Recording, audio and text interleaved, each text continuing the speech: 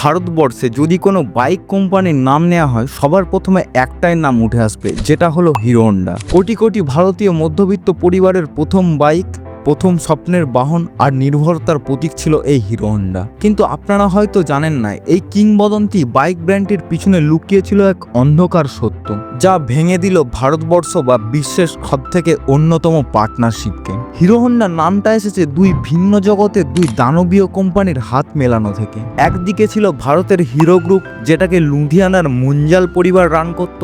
তারা তাদের ব্যবসা শুরু করেছিল প্রধানত সাইকেল বানানো দিয়ে, এবং তারা ধীরে ধীরে পরিচিতি পায় আর তাদের সাইকেল ভারতবর্ষে বিখ্যাত হয়ে যায়। গ্রাম থেকে শহর সব জায়গাতেই ছড়িয়ে পড়ে হিরোর সাইকেল। আর অন্যদিকে ছিল জাপানের হোন্ডা কোম্পানি। তারা দ্বিতীয় বিশ্বযুদ্ধের পর থেকে একের পর এক নতুন নতুন বাইক, ইঞ্জিন আর স্কুটার বানাচ্ছিল। আর 1980-র দশকে হোন্ডা হয়ে উঠল বিশ্বের নাম্বার 1 টু হুইলার কোম্পানি। আর 1984 সালে হোন্ডা আর হিরো যখন একসাথে হাত মেলালো, তখন তৈরি হলো ইতিহাসের সবথেকে বড় joint venture hero Honda. Hero দিল তাদের ভারতীয় বাজার, ডিস্ট্রিবিউশন নেটওয়ার্ক আর ভারতীয়দের বোঝার ক্ষমতা, আর হোন্ডা দিল তাদের বিশ্বমানের ইঞ্জিনিয়ারিং এবং টেকনোলজিকে। আর এই মেলবন্ধনেই জন্ম নিল ভারতের কমিউটার বাইক, যা বদলে দিল ভারতবর্ষের পরিবহনের ইতিহাসকে। হিরো হন্ডার সাফল্যের কারণ ছিল তারা লো কস্ট আর ভালো মাইলেজ দিয়ে গাড়ি বানাতো।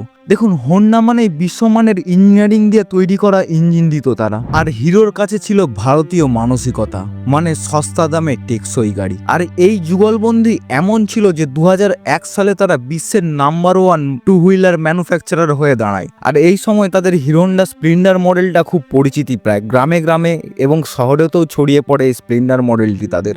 চলুন এইবার আমরা দেখি তারা কিভাবে আলাদা হয়ে গেল। 2000-এর দশকে হোন্ডা তাদের নিজস্ব brand Honda motorcycle and scooter মানে HMS-কে শুরু করলো। আর এটা হিরোর জন্য ছিল সব থেকে বড় ধাক্কা। ভাবুন তো, হোন্ডা একদিকে হিরো হন্ডারকে টেকনোলজি দিচ্ছে, আর অন্যদিকে নিজের ব্র্যান্ড বানিয়েই প্রতিদ্বন্দ্বী দিচ্ছে হিরো হন্ডাকে। মানে ব্যাপারটা ঠিক ঘরের শত্রু বিভীষণের মতো। হিরো হন্ডার সব থেকে বড় শক্তি ছিল হোন্ডার টেকনোলজি। আর হোন্ডা আস্তে আস্তে তাদের টেকনোলজি দেয়া হিরোকে বন্ধ করে দিল। সেই মুহূর্তে হিরো খুব সংকটে পড়ে গেল। আর হোন্ডা সেই সময় চাইছিল তাদের নিজস্ব ব্র্যান্ড দিয়ে ভারতীয় বাজারকে দখল করতে। হিরো তখন বুঝতে পারল হোন্ডার টেকনোলজি ছাড়া তারা পিছিয়ে পড়ছে, কারণ সেই সময় তাদের স্প্লেন্ডার বা প্যাশন বাইকগুলো পুরনো ডিজাইনেতেই আটকে পড়েছে। আর সেই জায়গাতে বাজাজ, টিভিএস আর হোন্ডা নিয়ে আসছিল নতুন নতুন মডেলের গাড়ি, যার ফলে হিরো আর হোন্ডার মাঝখানে বিরোধিতা শুরু হলো। হোন্ডা পার্টনারশিপ ভাঙতে চাইছিল, কারণ তাদের নিজস্ব ব্র্যান্ডে বেশি প্রফিট হচ্ছিল। আর হিরো বুঝে গিয়েছিল যে হোন্ডার টেকনোলজির ওপর ভরসা করে থাকলে ভবিষ্যতে তাদেরকেও বেশ চ্যালেঞ্জের মুখে পড়তে হবে।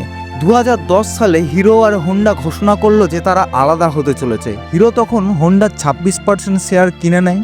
আর এইভাবেই শেষ হয়ে গেল 26 বছর ধরে গড়া হিরো হোন্ডার জুটি। আলাদা হওয়ার পরে হিরো নতুন নাম হলো হিরো মোটোকর্প।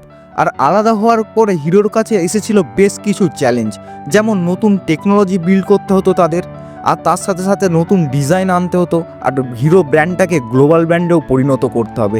এই চ্যালেঞ্জগুলোর সম্মুখীন হয়েছিল তারা, কিন্তু এই সব চ্যালেঞ্জগুলোকে তারা কাটিয়ে দিয়ে আজকের দিনে 31% শেয়ার নিয়ে ভারতের নাম্বার 1 মোটরসাইকেল ম্যানুফ্যাকচারার হয়ে দাঁড়িয়েছে। আর অন্যদিকে হোন্ডা ভারতীয় মার্কেটে সেকেন্ড লার্জেস্ট মোটরসাইকেল ম্যানুফ্যাকচারার হয়ে দাঁড়িয়েছে।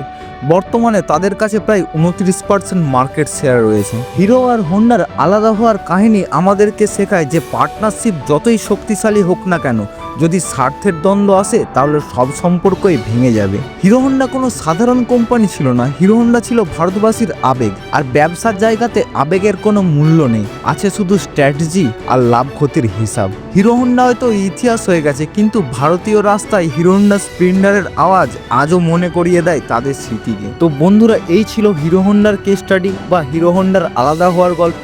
ভিডিওটি কেমন লাগলো কমেন্ট করে জানাতে ভুলবেন না।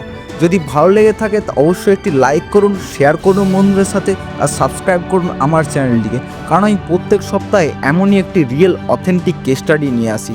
দেখা হবে পরের সোমবার বিকেল 4টের সময়। জয় হিন্দ, বন্দে মাতরম বন্ধুরা, ভালো থাকবেন।